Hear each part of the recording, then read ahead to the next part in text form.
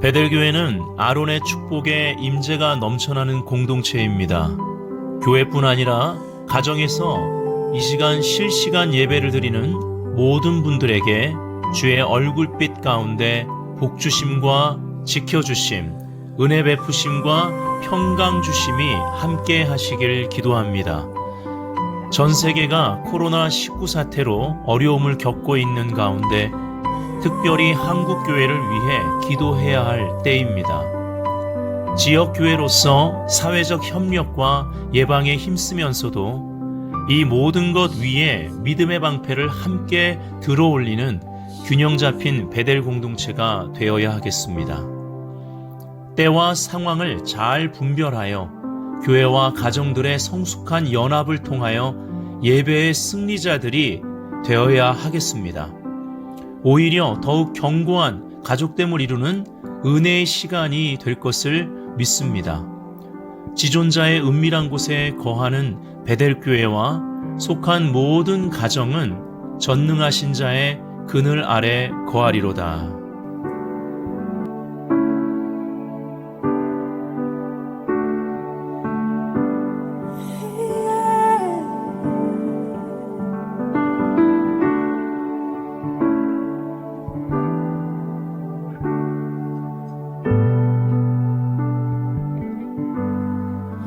All who are thirsty and all who are weak. 할렐루야. 오늘 제목을 한번 크게 한번 읽어볼까요? 시작. 하나님의 다림줄 참된 회개와 분별의 때.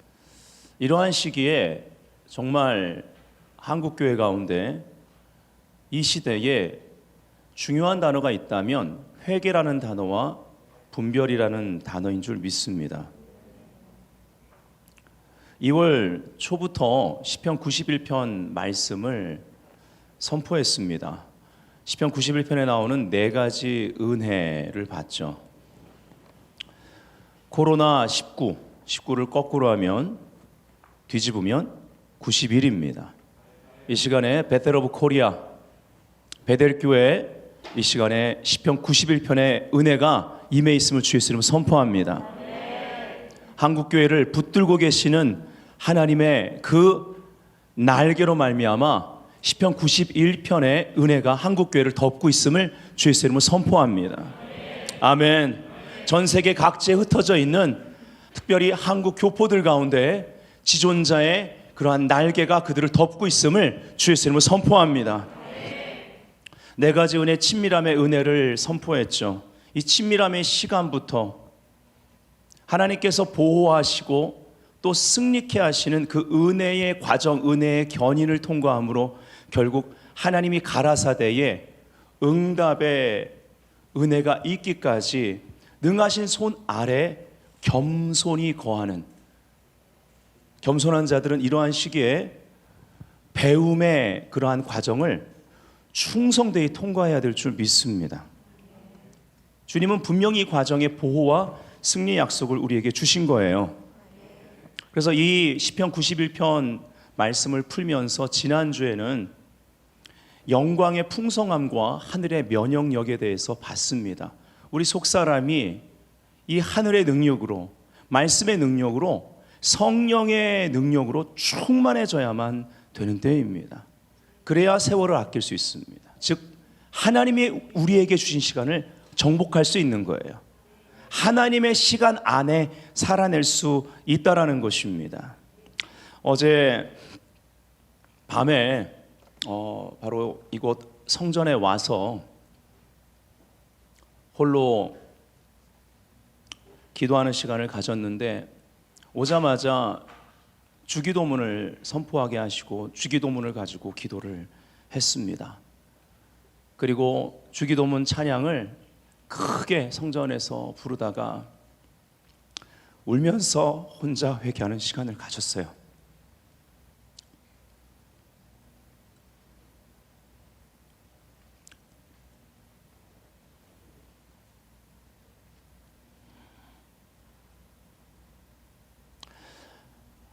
한국 교회를 우리가 지금 끌어안고 울어야 될 시간이라고 저는 생각합니다.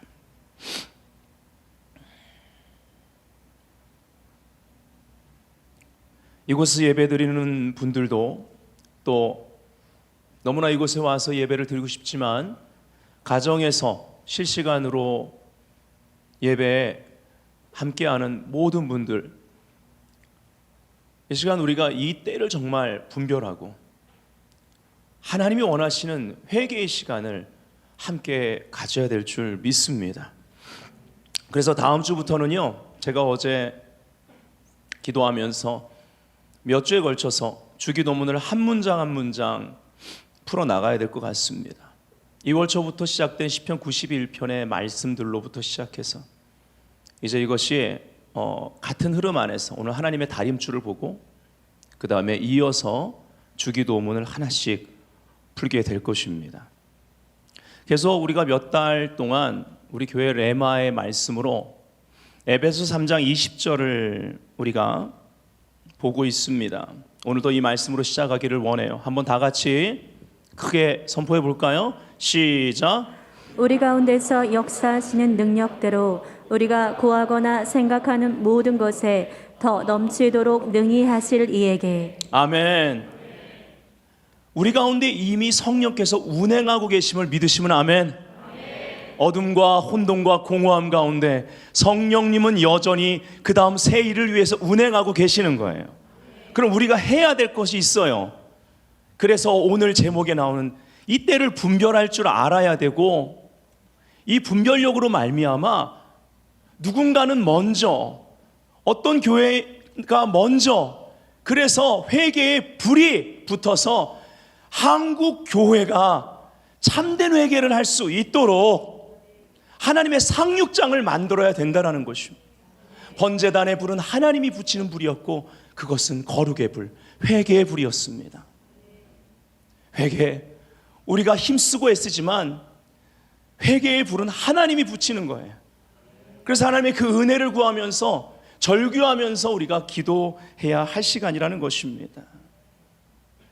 이러한 시간, 그러하기 때문에 구하는 것, 생각하는 것 능히 넘치도록 역사하시니 무엇을 구하는지 잘 살펴봐야 돼요. 이 구한다, 기도한다라는 거 우리의 신앙의 모습을 말합니다. 우리 신앙이 어떠한가를 살펴볼 시간입니다. 많은 기회의 창들이 열릴 수 있는 그러한 시간이라고 저는 믿어요. 그리고 생각하는 것 굉장히 중요합니다. 이러한 시간에 오늘 왜 참된 회개를 다루느냐, 왜 분별해야 된다고 말하느냐, 세상 시스템 가운데, 우리 가운데 들어와 있는, 사고체계 가운데 들어와 있는 여러 가지 하나님을 대적하여 높아진 인본주의, 사람이 선과 악의 기준을 잡아놓은 것이 선악과의 역사입니다. 이것에 믿음의 사람들이 부안해동하고 컨트롤 받아서는 안 된다라는 거예요. 우리는 믿음의 시스템 가운데 세상 속에 살면서 세상을 변화시키는 자들입니다. 우리는 세상의 복의 근원, 복이 돼야 될 줄 믿습니다. 우리 생각의 사고 시스템 가운데 사회주의적인 그러한 사고체계 지금 회개되고 무너져야 될 시간입니다. 종교 다원주의적인 그러한 무브먼트 이제는 무너져야만 합니다. 샤머니즘과 뉴에이지에 기초한 은사 사역들 이제는 회개하고 버려야만 될 시간이라는 거예요. 우리 생각 가운데 역사하는 것 이제 회개를 통해 버리고 하나님의 것으로 채워야 되는 너무나 중요한 시간을 우리가 통과하고 있어요. 왜냐하면 이것들이 넘쳐날 거기 때문에 그렇습니다. 그러한 넘쳐나는 홍수와 같은 세상 시스템이 교회 안에 이미 들어와서 한국교회의 이러한 모습과 결과를 낳고 있는 것이 아니겠습니까? 21절에 보면 교회 안에서와 그리스도 예수 안에서, 얼마나 중요한 단어입니까? 예수 그리스도 안에 있는 몸된 교회. 왜 교회는 존중받아야 합니까? 그리스도 안에 있는 몸된 교회는 머리 대신 예수 그리스도와 연결된 바로 그 유기체, 생명의 역사가 나타나는 곳이기 때문에 우리가 몸된 교회를 존중하면 존중할수록 바로 이 최고의 방어 시스템이, 면역 시스템이 작동하기 시작한다라는 거예요. 아멘. 영광이 대대로 무궁하기를 원하노라. 3장 16절 우리가 지난주에 보았습니다. 그의 영광의 풍성함을 따라 그의 성령으로 말미암아 너희 속사람을 능력으로, 아멘, 따라합시다. 강건하게 하옵시며. 우리 속사람이 강건해져야 될 시간입니다. 하나님의 속성인 영광으로 채워야 돼요. 그러니 말씀 충만, 성령 충만을 위해서 이렇게 교회 모임이 제한을 받는 이러한 시기에 이 시간, 이 때를, 이 세월을 아끼는 자들은 그 어느 때보다, 요즘 외출도 잘 안 하실 거 아닙니까? 그렇죠? 네. 밥도 다 시켜 먹고 마트에서도 다 시키고, 예. 집에 있는 시간이 많은 이때 말씀 묵상, 그리고 또 내 가정을 기도의 집으로 만들고자 하는 그 열정 가운데 기도의 생활 회복하고 더 늘려가야 되는데, 그러니까 이 지금이 우리의 신앙을 점검하기 가장 좋은 시간이라, 복된 시간이라 믿습니다. 말씀 묵상도, 기도의 그러한 생활도 습관이, 경건의 습관이 무너져 있으면 잘 안 될 터, 하려고 그러는데 잘 안 되고 TV를 틀거나, 믿는 자라도 하려고 그러는데 자꾸 다른 그러한 책이 보고 싶고, 하려고 하는데 뭐 다른 책이 나쁘다라는 게 아니에요. 하지만 우선순위, 말씀보다 더 많이 읽어서는 안 되지 않겠습니까? 믿는 자들이. 네. 거룩한 찔림이 우리 모두에게 임해야 될 시간이라고 믿습니다. 예. 기도하고 말씀 묵상해야 될 시간에 자꾸 인터넷만 하게 되고,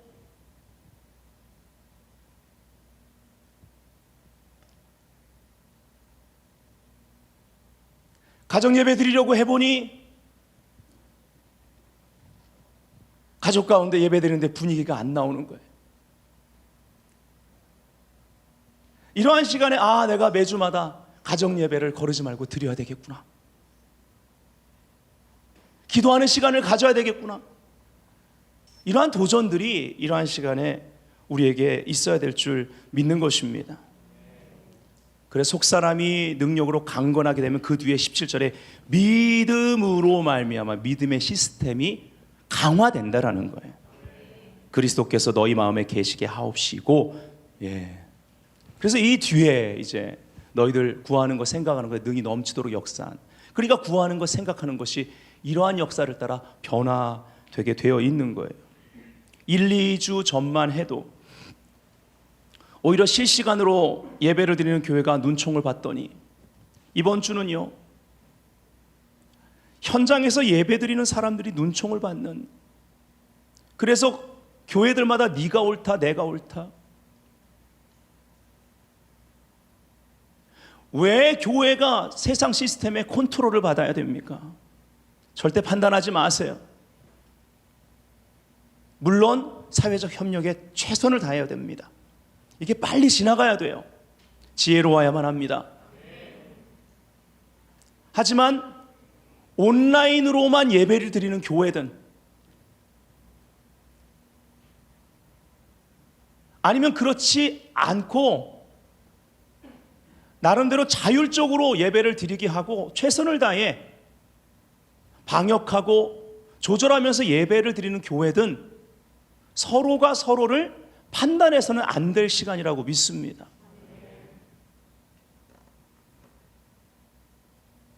서로의 믿음이 판단받게 해서는 안 돼요. 이럴 때 세상의 그 시스템이 교회 안에 들어와 있는 믿음의 시스템을 무너뜨리게 된다는 것입니다. 믿음의 시스템은 살아도 주를 위해, 죽어도 주를 위해 사는 것입니다. 무엇이든 우리는 이것이 하나님께 영광이 되느냐를 생각하고 말할 수 있어야 되는 거예요. 믿음의 시스템이 무너지면 어떤 문제가 발생하느냐? 우리가 하는 모든 일이 믿음으로 행하는 게 아니게 됩니다. 성경에 믿음으로 하지 않는 게 죄라고 말하고 있어요. 하나님의 말씀입니다. 우린 지켜내야 되는 거예요. 믿음의 시스템이 구멍이 나면요, 우리가 하는 일이요, 불안함과 두려움에 기인해서 하게 됩니다.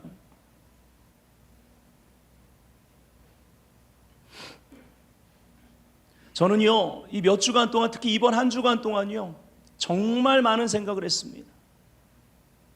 기도의 주된 내용이 뭔지 아세요? 하나님, 뭘 배워야 할까요? 하나님 가르쳐 주세요. 특히 전 이 단어가 굉장히 싫습니다. 예배 중단이란 단어. 언론에서 떠드는 예배 중단이라는 단어. 근데 목회자들도 또 교회 성도들도 이 단어를 그냥 아무렇지도 않게 쓰고 있다라는 거예요. 예배가 어떻게 중단이 됩니까? 예. 계시록 4장 5장에 보면 영원한 것이 예배입니다. 제가 드리는 말은 적절한 표현이 아니에요. 왜냐하면 예배는 장소에 제한받지 않기 때문입니다. 하지만 이러한 때 우리가 함께 모여서 예배 드리는 것이 얼마나 소중한지, 이 예배 처소의 중요성 또한 우리가 깊게 인식해야 된다는 것이죠. 참으로 어려운 그러한 시간을 한국교회가 통과하고 있다는 것입니다. 우리가 온라인 예배를 드리든 최선을 다해 방역하면서 소수가 모여서 예배를 드리든,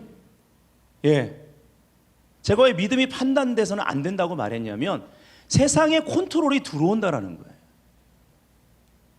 우리 마지막 때 어떤 일들이 벌어질지에 대해서 분별은 하면서 앞으로 더 많은 일들이 있을 텐데 우리 생각 가운데 세상 컨트롤을 받고 있는 그러한 사고 체계는 없는가 점검하고 회개하는 시간 돼야 되는 거예요.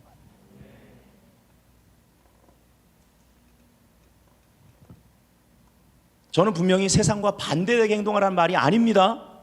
우리의 믿음에 대해서 얘기하는 거예요. 믿음. 우리가 한국교회가 온라인 예배를 드리는 교회든 최소한으로 줄여서 예배를 드리는 교회든 무엇을 해도 믿음으로 해야 된다는 걸 말씀드리는 거예요. 그래야 세상의 컨트롤이 뚫고 들어오지 못한다는 거예요. 자, 이제 본격적으로 말씀을 좀 나가보도록 하죠. 지금의 때에 대해서 좀 여러분에게 분별을 드리길 원했습니다.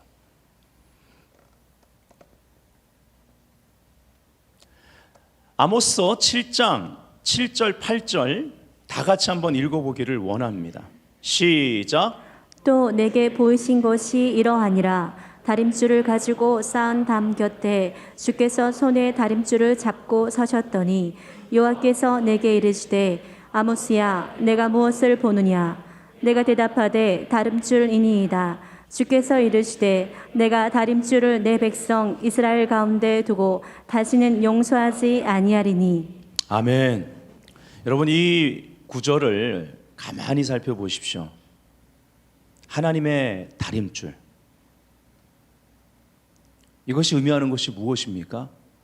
끝이라는 것입니다. 끝을 선포하는 것입니다. 끝났다라는 거예요. 네가 쌓은 거, 다림줄이 어떤 역할을 하는지 아시죠?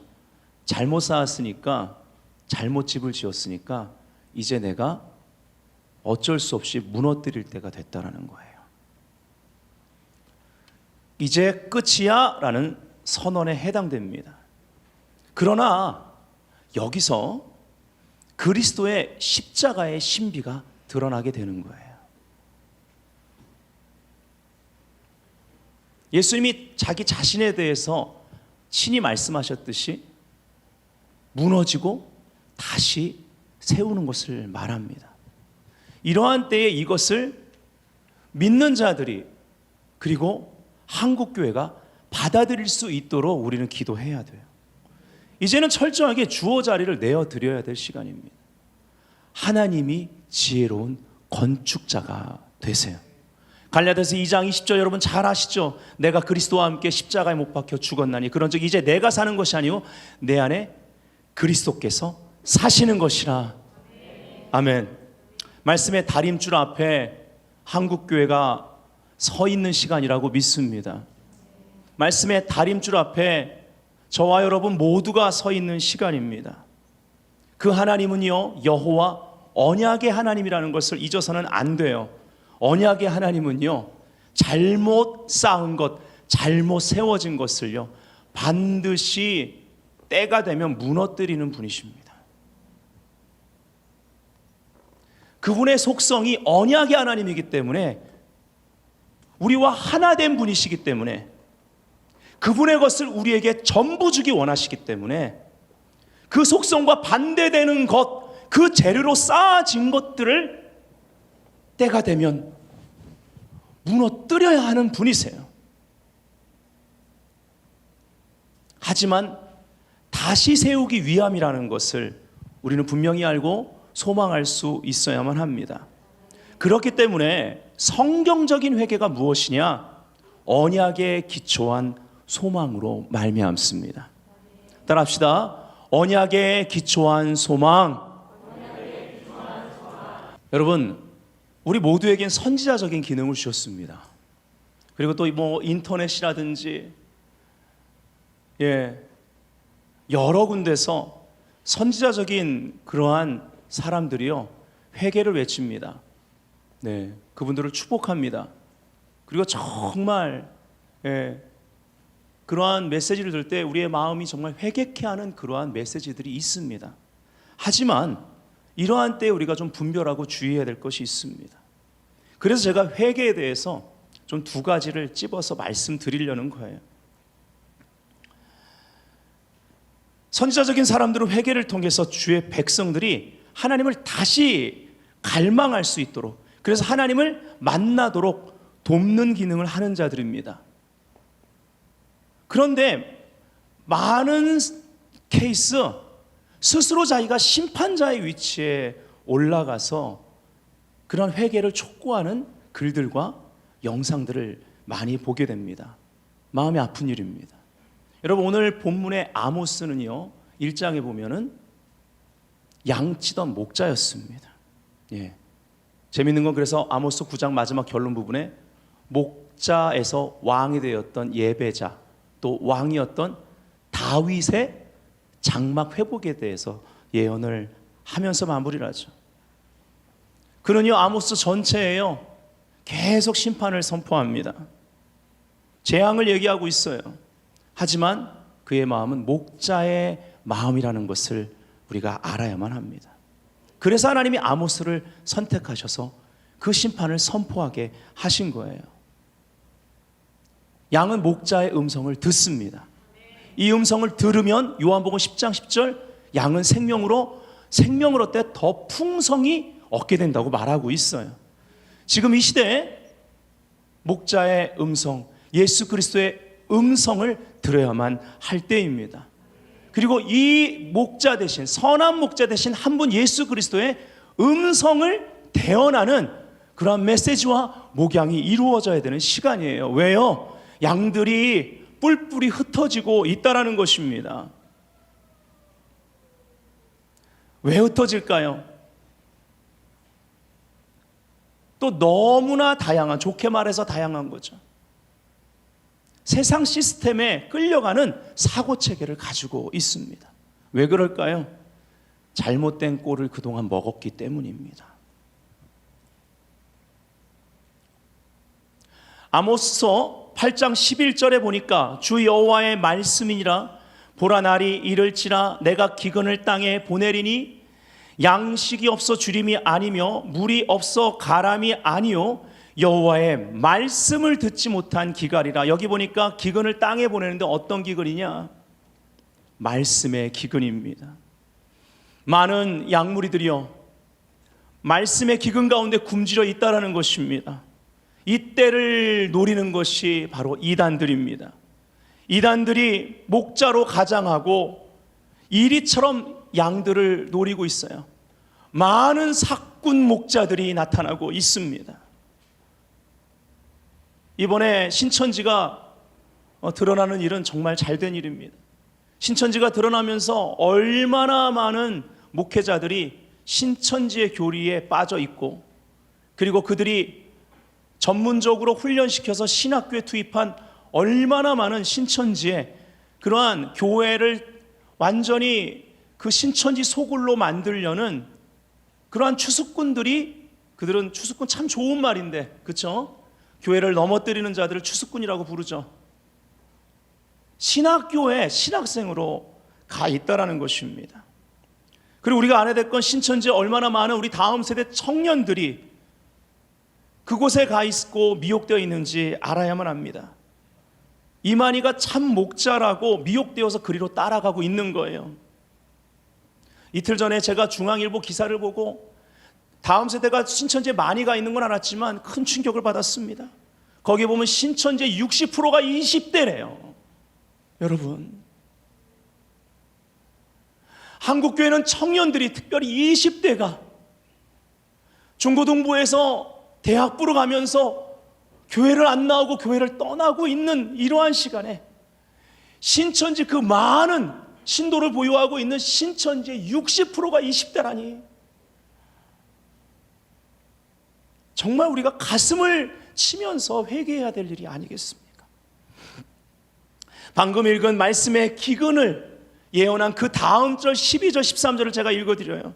사람이 이 바다에서 저 바다까지, 북쪽에서 동쪽까지 비틀거리며 여호와의 말씀을 구하려고 돌아다녀도 얻지 못하리니 그날에, 잘 보세요, 아름다운 처녀와 젊은 남자가 다 갈아여 쓰러지리라.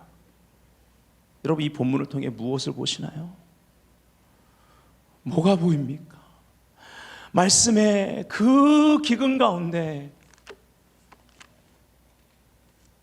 세상력의 포로가 되어 있는 불신의 시스템 가운데 갇혀 있는 죄와 음란과 주술의 영의 영향을 받아 말씀을 듣는 귀가 아예 막혀버린 다음 세대가 보이지 않습니까? 이것이 재앙이 아니겠습니까? 진짜 재앙은 이것이 아니겠어요? 한국교회 가운데 진정한 목자의 사역이 일어나야 될 시간이라고 믿습니다. 의의 메시지가 회복돼야 돼요. 의의 메시지가 회복돼야 되는 거예요. 단단한 음식을 먹을 수 있도록 훈련돼야 되는 것입니다. 의의 메시지가 회복되면 의인은 믿음으로 말미암아 살리라. 그들이 이 의의 메시지로 말미암아 의 하나님과의 바른 관계, 하나님을 갈망하게 된다라는 거예요. 아모스 4장을 여러분 잘 읽어보시면요, 한번 집에 가서 읽어보세요. 하나님을 갈망하지 않는 것은 이걸 하나님을 무시하는 것과 같다라고 거듭 얘기하고 있어요. 잘 한번 읽어보세요. 묵상해 보세요. 무슨 말입니까? 이 세대가, 이 다음 세대가 하나님을 등지고 서 있다라는 거예요. 어떡합니까? 어떻게 해야 돼요? 어떻게 하면 이들이 주님께 돌이킬 수 있습니까? 이제 한국교회가, 저와 여러분이 하나님을 간절히 찾아야 될 시간입니다. 그 길밖에 없어요. 여러분, 선지서들을 보십시오. 여러분, 이번 한 주간 아모스를 한번 쫙 읽어보세요. 선지서가 읽기 어려우신 분은 쉬운 성경들 많이 있습니다. 한번 읽어보세요. 그리고 하나님의 마음을 받으십시오. 거기엔 답이 하나예요. 하나님 찾고 나부터 하나님 만나야 되는 거예요. 아버지들이 하나님 만나야 됩니다. 더 이상 미루지 마세요. 아버님들, 가정의 제사장 아니겠습니까? 어머니들 다시 기도하셔야 되는 거예요. 어머니들의 기도가 살아나야만 합니다. 하나님 만나는 것, 주님께 돌이키는 것, 회개밖에 길이 없다라는 것입니다. 더 이상 프로그램으로 대처하면 안 되는 거예요. 은사사역 좋습니다. 좋은 것입니다. 우리도 합니다. 하지만 은사사역으로 회개를 대체하지 마십시오. 복음이 대안입니다. 제자가 미래입니다. 교회의 어떠함이 승리를 결정한다는 거예요. 선교를 완성해야만 합니다. 여기에 초점을 지금 둬야 돼요. 일단 결론 부분에 결론은 선교예요.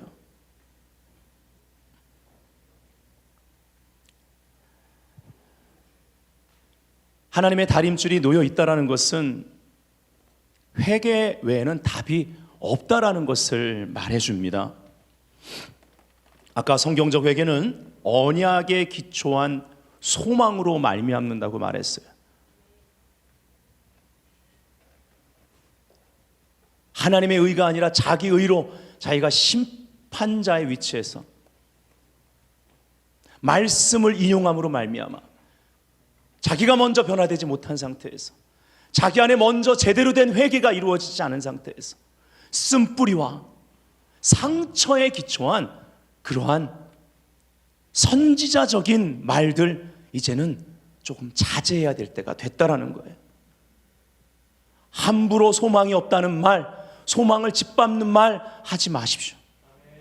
저는 말씀드렸습니다. 하나님의 다림줄은 끝을 선언하는 거 맞아요.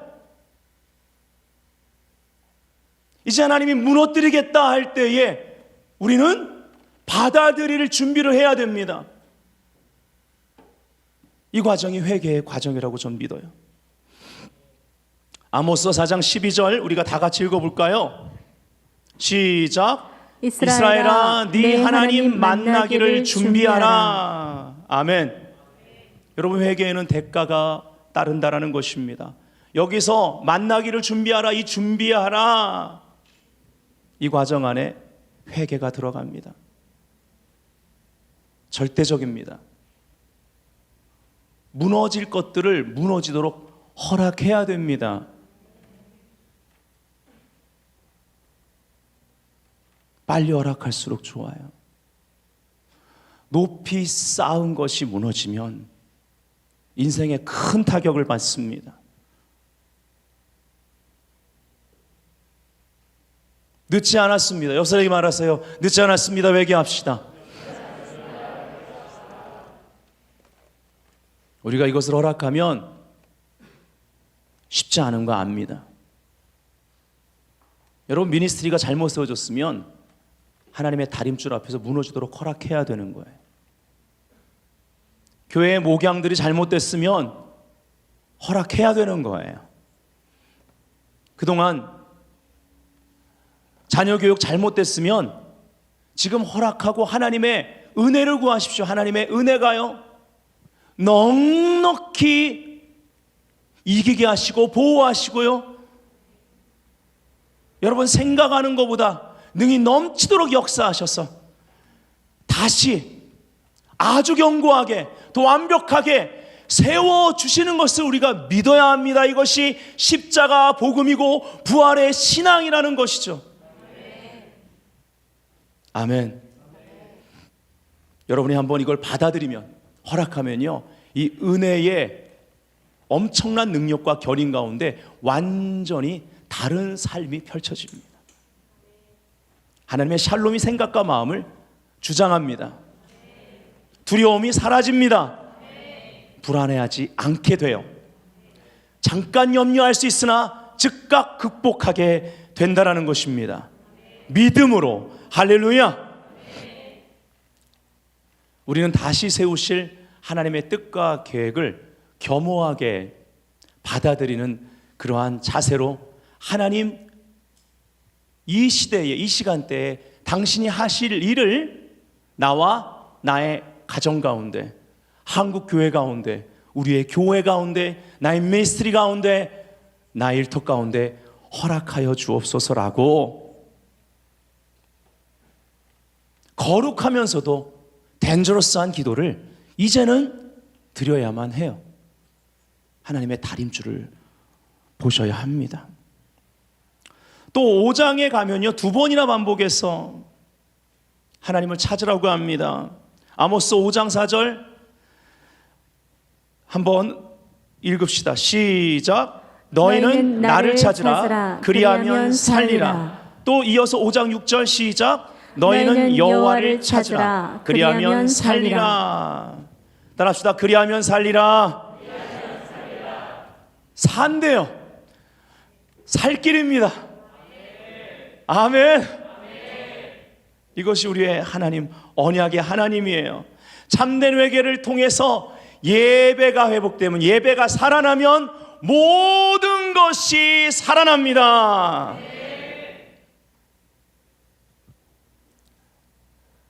그래서 회개에 대해서 두 번째, PPT에 나오는 거 한번 읽어보죠. 먼저 첫 번째 다시 읽을게요. 성경적 회개는 시작. 성경적 회개는 언약에 기초한 소망으로 말미암는다. 잊지 마십시오. 두 번째 시작. 참된 회개에는 비판이라는 독소가 섞여 있어서는 안 된다. 아멘. 그래서 아까 제가 말씀드린 겁니다. 많은 사람들이 쓴 마음과 상처를 해결하지 못하고, 즉 본인이 충분한 회개를 통해서 준비되지 못한 상태에서 말씀을 인용해서 심판자의 위치에 스스로 서는 경우가 많아요. 본인도 그거를 모를 때가 많습니다. 충분히 회개한 마음에서 나오는 회개하라의 외침, 그 안에는요 뭔가가 있습니다. 겸손의 능력이 그 안에 있습니다. 하나님의 마음이 느껴집니다. 내용은 굉장히 두려운 내용에도 불구하고 하나님의 마음이 느껴지는 거예요. 구약의 선지자들이 그랬습니다. 세례 요한도 그랬다라는 것입니다. 그래서 이러한 시기에 참된 회개의 사람들은 이러한 자세가 필요합니다. 지난주에도 말씀드렸습니다. 하박국 그 이름의 의미처럼 보응하다, 끌어안다, 끌어안음의 자세가 필요하다라는 거예요. 동의하시면 아멘 합시다. 우리가 이 나라를 끌어안아야만 합니다. 그래서 우리가 사회적 협력할 것은 최선을 다해서 여러분 이 전염병이 빨리 끝나도록 해야 돼요. 저는 그렇게 기도합니다. 주님, 저는 봄이 좋은데, 지금도 매해마다 봄이 너무 짧아서 아쉬운데 봄 없이 바로 여름으로 갈 수 없을까요? 아멘들 하세요? 빨리 온도가 높아져야죠. 그리고 끝난 다음에 살짝 봄 날씨 주시면 안 될까요? 이상기후 많은데 이런 이상기후는 환영합니다. 좋은 기도죠. 여러분, 이 나라를 끌어안아야 돼요. 하지만 또 한국교회도 끌어안아야만 합니다. 믿음을 판단하지 마세요. 한국교회는 아무리 부족하고 연약해도, 그리고 정말 우리가 볼 때 부도덕한 교회도 있어요. 하지만 예수 그리스도의 몸인 이상 이단이 아니라면 끌어안아야 되는 거예요. 그 믿음의 방패, 믿음의 시스템의 구멍이 뚫리면 안 돼요. 언제 뚫려요? 판단할 때 뚫린다라는 거예요. 지식을 가지고 건전한 비판할 수 있습니다. 그러나 헐뜯지는 말아야 되는 거예요. 우리가 끌어안고 있는 회개의 기도 제목들이 있습니다. 이 위에 하나님의 헤세드, 그 자비가 부어지고 부어져 채워져 넘칠 때까지 끌어안고 있는 중보자로서 기다리면서 진통하는 그러한 하박국과 같은 태도를 가진다면 하박국이 받았던 응답을 우리도 받게 될 것입니다. 하박국 2장 4절, 의인은 그의 믿음으로 말미암아 살리라. 아멘. 한번 따라합시다. 의인은 그의 믿음으로 말미암아 살리라. 그래서 그 뒤에 충만한 비전을 보게 되는 거예요. 일장의 세상을 바라보고 한탄했던 그가 이제는 완전히 다른 것을 보게 됩니다. 하나님이 그리하실 것을 지금의 현실보다 더 생생하게 보게 되는 거예요. 흑백이 아니라 칼라로 보는 거예요. 요즘 TV들 아주 그냥 엄청난 고화질입니다. 예. 마지막 때가 될수록 이런 거에 발전되는 거예요. 여러분, TV만 고화질입니까? 그리고 뭐든지 빠르게 터져요. 와이파이고 뭐, 인터넷이. 그것만 빠릅니까? 하나님은요, 우리가 하나님을 구하면 더 빠르게 응답하세요. 하나님의 말씀을 주십니다. 전략을 주시는 줄 믿습니다. 최고의 화질로 보여주세요. 비전을. 이는 물이 바다를 덮음과 같이 여호와 영광을 인정하는 것이 할렐루야 세상에 가득함이니라. 지난주에 말씀드렸습니다. 이 구절을 인용해서 바울이 로마서 1장 17절에 의인은 믿음으로 말미암아 살리라 했는데, 그 살리라가 자오라는 헬라어, 살다란 뜻도 있지만 은유적으로 생수의 강이 흐르다, 최고의 힘을 가지고 있다라는 뜻이니, 이 상태는 어떤 상태예요? 하나님과 바른 관계 가운데 의인이 믿음으로 살아내는 이 상태는 힘의 원천을 발견한 자고 힘의 원천과 연결된 상태고 계속 그 흐름 안에 있다, 흐름 안에 살고 있다라는 것입니다. 그러면 이 mighty river, 강력한 강을 세상은 막을 수가 없었다라는 거예요. 그래서 성경은 세상에 감당하지 못하는 믿음이라고 말하는 것이요. 그러니 이 하박국 선지자가 하박국서의 결론을 3장 19절 마지막에 이렇게 내리는 거예요. 주 여호와는 나의 힘이시라. 나의 발을 사슴과 같게 하사 나를 나의 높은 곳에 다니게 하시리로다. 이 말씀이 마음의 은혜가 되시면 아멘. 우리 다 같이 한번 우리의 목소리로 믿음으로 선포하기 원합니다. 시작. 주 여호와는 나의 힘이시라. 나의 발을 사슴과 같게 하사 나를 나의 높은 곳으로 다니게 하시리로다. 할렐루야. 그래서 이 결론을 선포하기 앞에 17절 18절에 비록 무화과 나무가 무성하지 못하며 포도나무의 열매가 없으며 감람나무의 소출이 없으며 밭에 먹을 것이 없으며 이거 어떡하나 없대요. 지금 마스크도 없어요. 자, 지금 다 없어요. 우리의 양이 없으며 외양간에 소가 없을지라도, 그런데 그 뒤에를 보세요. 나는 여호와로 말미암아 즐거워하며, 그 앞에 다 없다고 그랬잖아요. 그럼 이 말은 뭐예요? 여호와만으로도 나는 즐거워한다. 아멘. 이게 믿음인 줄 믿습니다. 이게 믿음의 시스템 가운데 사는 성도들의 모습이에요. 나의 구원의 하나님으로 말미암아 기뻐하리로다. 아멘. 이 말은 뭐예요? 없다 그러면서 오직 하나님으로 말미암아 만족하는 이 노래의 가사와 이 신앙의 고백은 무엇을 말해줍니까? 의인은 복음에 나타난 의, 즉 하나님과의 바른 관계를 위해 잘못 세운 것들을 어떠한 손실이 있다 할지라도 하나님과의 관계를 더 중요시 여겨 하나님 바로 잡으세요 라고 허락함으로 하나님의 손길을 받아들이는 자들이라는 것입니다. 이 신앙 고백이 지금 필요한 거예요. 이것이 믿음으로 말미암아 살리라입니다. 믿음은 실제잖아요. 야고보는요, 이것이 안 되는 걸 보고 행함 없는 믿음은 죽었다, 행함으로 보여라, 이렇게 말한 거예요. 이것을 보이는 베델교회 성도들 됩시다.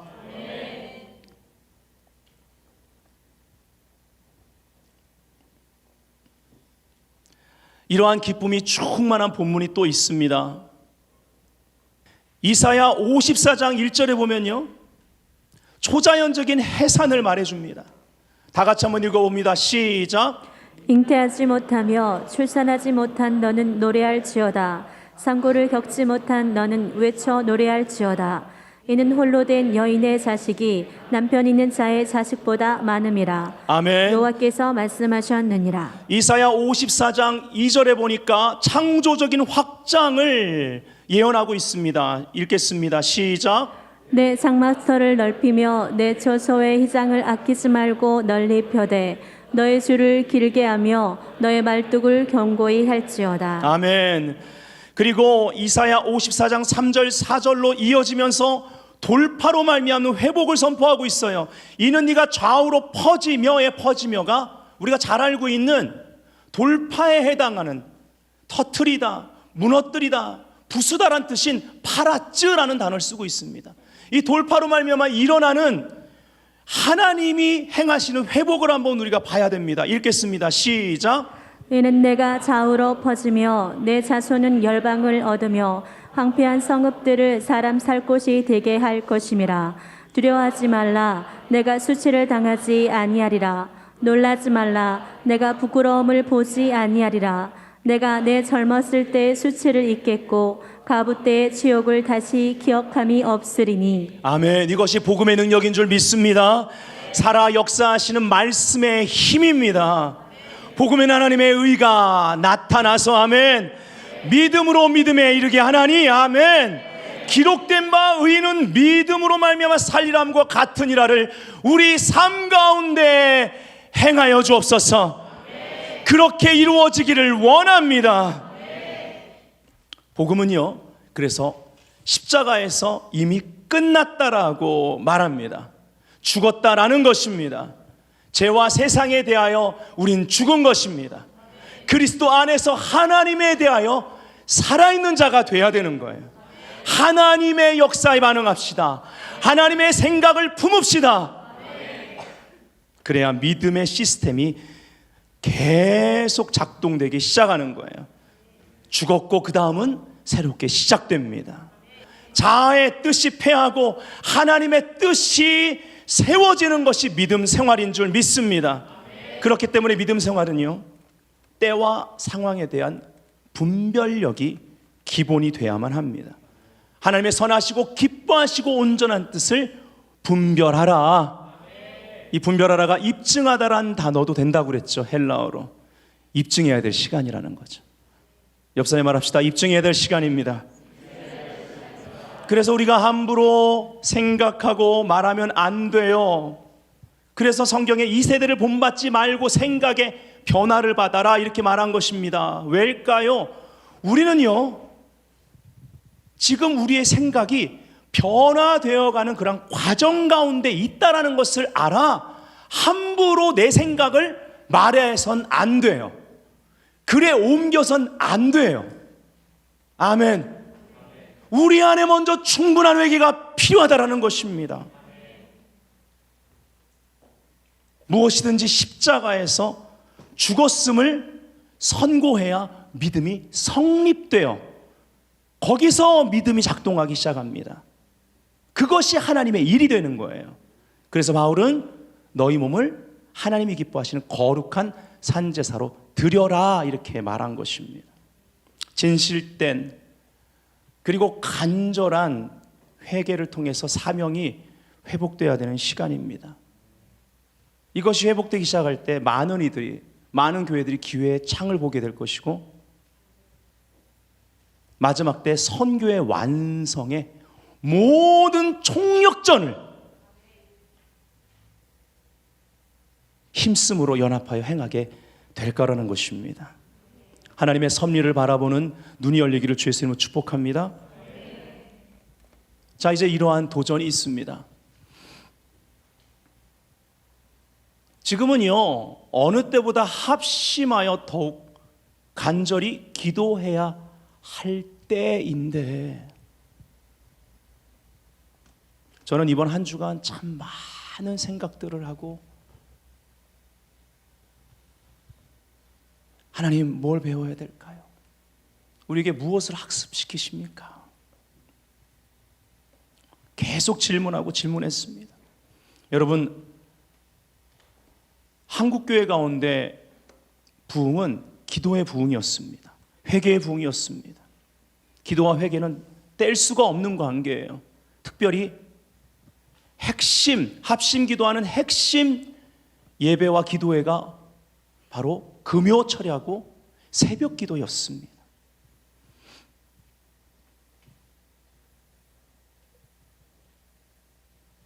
저희는 낮 1시에 나라민족 기도와 계속 이 기도는 쉬지 않고 하고 있습니다. 소수라 할지라도.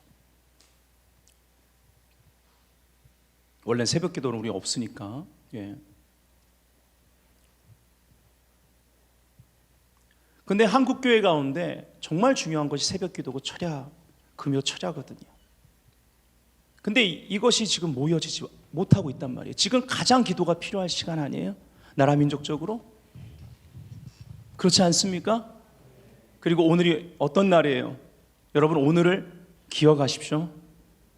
3월 1일 날 한국 교회가 어떠한 모습으로, 결과적으로 어떠한 모습으로 예배를 드릴 수밖에 없었는지를 기억하세요. 분명히 말씀드립니다. 이 날을 기억하세요. 여러분 3월 1일은요 마침 오늘 주일인데 아마 오늘 한국교회가 왕성하게 모여서 예배드린다면 3월 1일은요 항상 나라 민족을 위해서 기도하는 날입니다. 뜨겁게 기도했을 거예요. 회개하는 시간을 가졌을 거예요. 지금 기도의 힘이 모아져야 될 시간인데, 그리고 주일이 아니라 할지라도 3월 1일은요 많은 구국기도회를, 집회 장소를 만들고 또 광장에서 모여서 기도하는 그러한 기도의 날입니다. 그런데 지금 전면적으로 모이기가 어려운 거예요. 무엇을 우린 배워야 되고 도전으로 받아야 되겠습니까? 아까도 말씀드렸듯이 가정의 분위기가 정말 기도할 수 있는 분위기, 기도의 집과 같은 분위기로 바뀌어야 됩니다.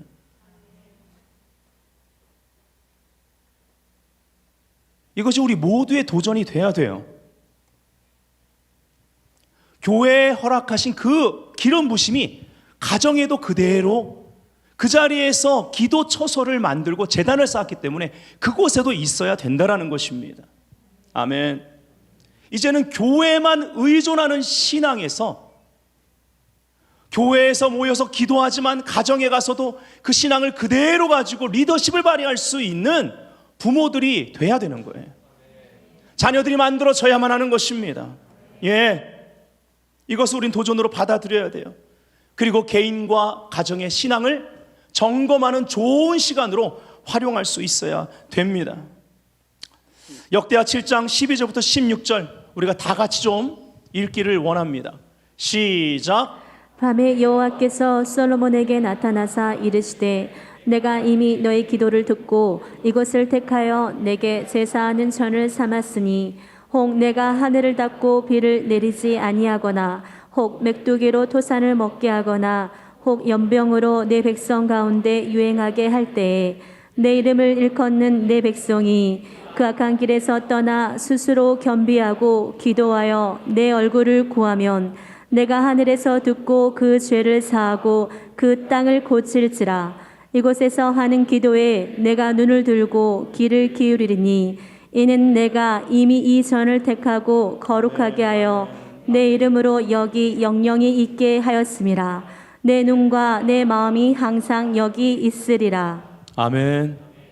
예. 지금은 하나님의 마음을 읽어야 돼요. 가까이 나아가야 됩니다. 그분 얼굴 앞에. 그래서 참된 회개가 필요해요. 그분의 눈 앞에 그분이 보듯 보기 위해서 회개해야 되고, 그러면 지금이 어떠한 때인지 분별되기 시작할 것입니다. 결론입니다. 지금은 분별의 때입니다. 여러분, 이러한 시간에 우린 두 가지 아주 중요한 것들을 봐야 돼요. 우리가 드리는 예배, 바로 한국교회 예배가 어떠한가? 그리고 선교에 대한 초점 다시 회복해야 되는 것입니다. 이 두 가지. 무엇이 무너졌는지 우리가 볼 수 있어야 돼요. 여러분, 지금 계속 말씀드렸지만 주중 예배뿐만 아니라 새벽 기도 그리고 주일 예배를 드리는데 많은 교회들이 어려움을 겪고 있습니다.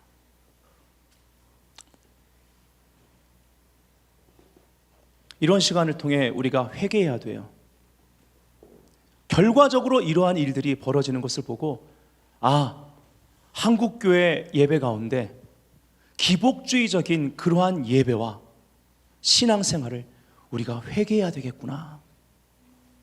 그냥 기도 제목이 나오는 거예요. 우리가 무엇을 회개해야 될지 본질적인 기도 제목이 나오는 것입니다. 예배가 무너져 있었구나. 이것을 바라보고 그 다음에 하나님 앞에 나아가야 되는 거예요. 참된에게 주님이 무너뜨리기 원하시는 게 무엇입니까? 그것을 겸허히 받아들인다면 하나님이 세우고자 하는 것을 보여주실 거예요. 물론 오늘 결론 부분에는 아모스 9장이 그것이 다윗의 장막의 회복의 비전입니다.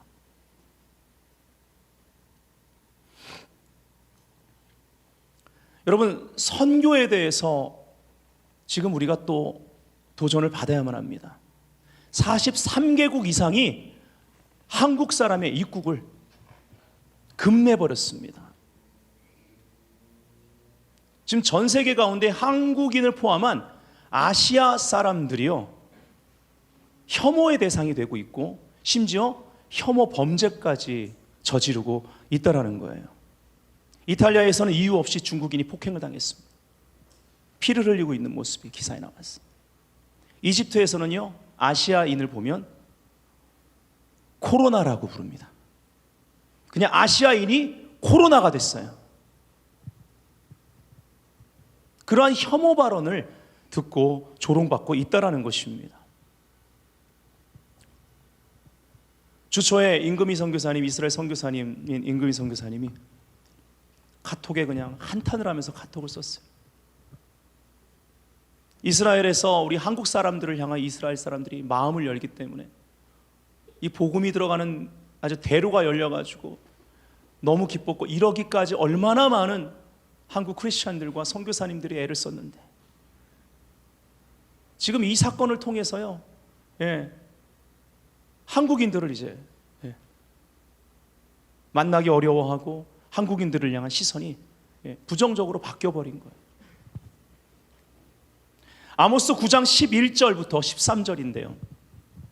그날에 내가 다윗의 무너진 장막을 일으키고 그것들의 틈을 막으며 그 허물어진 것을 일으켜서 옛적같이 세우고, 자, 여기에 그 날이라고 했을 때요, 이 그날은요, 심판의 날이 포함됩니다. 이것이 이 다윗 장막 회복에 있어서 중요한 게 있어요. 심판과 함께 이루어질 거라는 걸 알아야 돼요. 그러니까 다윗 장막 회복에 있어 가장 중요한 게 뭘까요? 십자가 복음입니다. 아멘. 그리고 다시 세우는 데 있어서 부활의 신앙입니다. 다윗 장막 회복에 그러니까 중심에 무엇이 있어요? 복음이 있는 것입니다. 아멘. 바로 알곡들, 의인들, 제자들을 통해 이 일을 이루신다라는 거예요. 그러니까 복음이 대안이에요. 제자가 미래입니다. 교회가 승리입니다. 선교를 완성해야 되는 거예요. 예배 회복이 일어나는데 먼저 무엇이 무너졌는지를 분별하고 무엇이 무너져야 하는지를 받아들이라는 거예요. 그래야 아모스서에서 말하는 정의와 공평의 성경적 예배가 회복된다라는 것입니다. 이어서 그들이 에돔의 남은 자와 내 이름으로 일컫는 만국을 기업으로 얻게 하리라, 이 일을 행하시는 여호와의 말씀이니라, 이렇게 말하고 있어요. 이것이 여러분 잘 아는 대로 사도행전 15장의 다윗 장막에 대한 예언이 성취가 됩니다. 다윗의 무너진 장막, 다윗이 하나님과 가졌던 그 관계의 비밀, 그것을 통해 역사된 바로 이 땅에 오신 메시아 안에서의 그 복음을 통한 관계 회복으로 말미암는, 예배 회복으로 말미암는 선교의 그 완성, 이것을 비전으로 우리에게 주는 거예요. 만국을 기업으로 얻게 하리라. 바로 복음으로 인한 사도행전에 나타난 것처럼 복음으로 인한 그러한 흔들림 받아들일 수 있어야 된다는 얘기입니다. 복음으로 말미암은 통치, 아멘. 이 통치가 오기 전에 반드시 흔들림이 있는 거예요. 하나님의 거룩한 심판이 있는 것입니다. 하나님의 다림줄이 복음으로 말미암아 주어지면 제자들은요, 무너질 것을 하나님 앞에 올려드리고 하나님이 무너뜨리고 다시 세울 수 있도록 허락하는 자들이라는 거예요. 제자는 그래서 반드시 참된 회개의 사람들인 것입니다.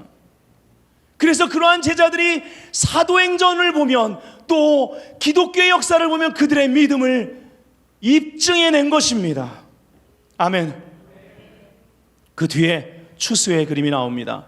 여호와의 말씀이니라 보라 날이 이를지라 그때 파종하는 자가 곡식 추수하는 자의 뒤를 이으며, 따라합시다. 뒤를 이으며, 포도를 밟는 자가 그 씨 뿌리는 자의 뒤를 이으며, 따라합시다. 뒤를 이으며, 산들은 단 포도주를 흘리며 작은 산들은 녹으리라. 여기 뒤를 이으며, 이것이 뭐예요? 이런 날이 온다는데, 예, 이를지라, 보, 히브리 말로 입장하다, 들어가다.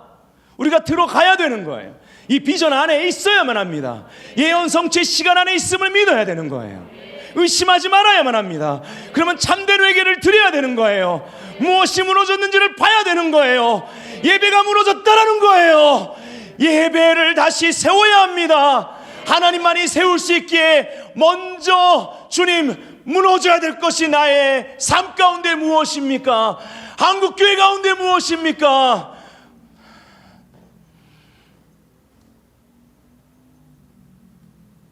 이제는 허락하겠습니다.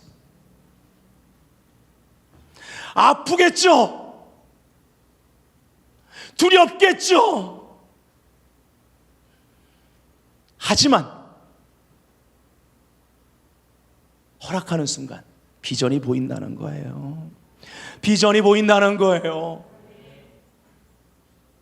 더 온전하게 하나님의 방법으로 능히 넘치도록 행하실 이에게 영광을 돌리게 된다는 것입니다.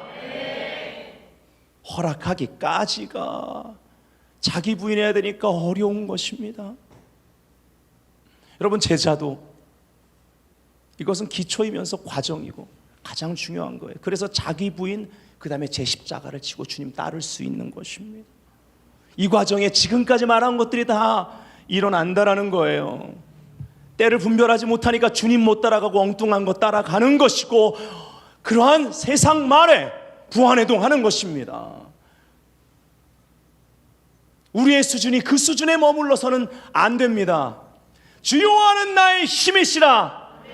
나의 발을 사슴과 같게 하사 나로 나의 높은 곳에 다니게 하시리라. 할렐루야.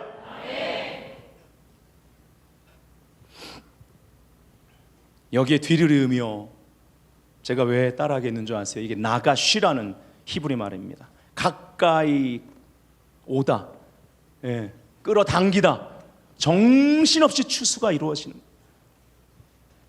근데 어떤 뜻이 있는 줄 아세요? 나가쉬는 경배하다란 뜻이 있습니다.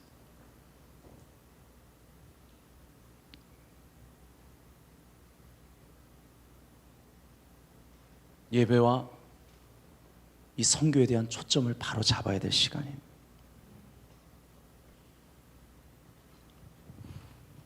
자, 이제 우리가 회개하는 기도의 시간을 가질 텐데요, 가정에서도 함께 해주시기 바랍니다. 이웃의 피해가 되지 않는 한 크게 통성으로 기도해 주세요. 자, 중요한 핵심을 정리합니다. 분별의 때입니다. 우리의 초점은 예배의 회복, 다윗의 장막적인 예배의 회복, 이것은 예언의 성취 안에 있습니다. 또 마지막 때 선교의 완성, 이 시기에 흔들리는 예배, 이 시기에 계속 차단되는 선교의 역사, 반대로 생각할 수 있어야 돼요. 교훈을 받고 회개하고 다시 도전을 받아서 이 예배와 선교의 초점을 분명히 하는 한국교회가 될지어다. 베델교회가 될지어다. 그래서 성경적인 회개를 해야 됩니다. 언약에 기초한 소망으로, 그 언약에 기초한 소망을 가지고 기도해야 돼요. 그리고 비판이라는 독소가 우리 가운데 섞여 있어서는 안 된다라는 것입니다. 지금은 교회와 가정 모든 기도가 합해져야 돼요. 이러한 기도하지 못하게 하는 그러한 환경이 됐어요. 그러나 우리는 더욱 기도해야 될 것입니다. 깨어납시다. 너는 내게 부르짖으라. 내가 내게 응답하겠고 네가 알지 못하는 크고 비밀한 일들을 보이리라. 할렐루야. 하늘에서 듣고 죄를 사하며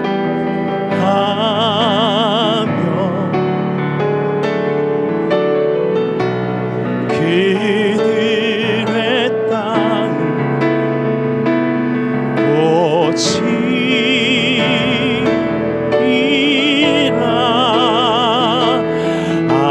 아버지여